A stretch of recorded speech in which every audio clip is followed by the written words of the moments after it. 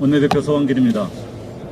조국혁신당은 22대 국회 개원 이후 지금까지 검찰개혁과 사법개혁이라는 시대적 과업을 위해 쉼 없이 달려왔습니다.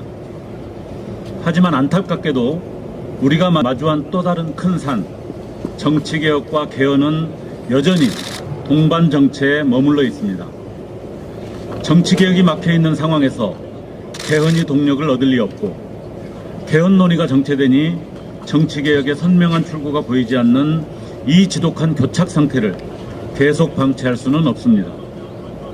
선거구제 논의조차 제대로 풀어가지 못하는 국회가 국가의 근본 틀인 헌법을 바꾸겠다고 할 때 이를 신뢰할 국민은 많지 않을 것입니다.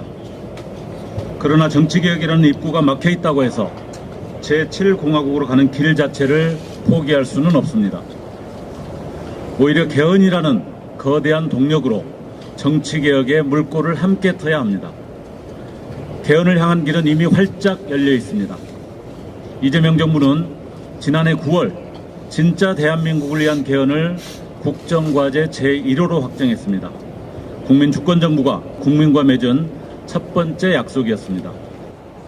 우원식 국회의장은 수차례에 걸쳐 이번 지방선거와 개헌 국민투표 동시 실시라는 구체적 일정표를 제시했고, 이재명 대통령은 정부 차원의 적극 검토를 지시하며 화답했습니다.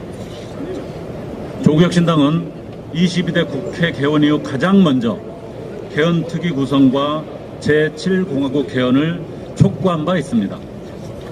여야 이견이 없는 개헌 사항을 담아 우선 추진하는 단계적 개헌을 제안했습니다.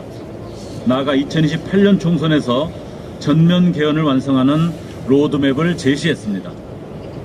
이재명 대통령과 우원식 국회의장의 입장과 다르지 않습니다. 방향은 정해졌고 명분도 충분합니다. 제도적 장애물도 제거되었습니다. 지난 3월 1일 국회는 11년간 방치되었던 국민투표법을 마침내 개정했습니다.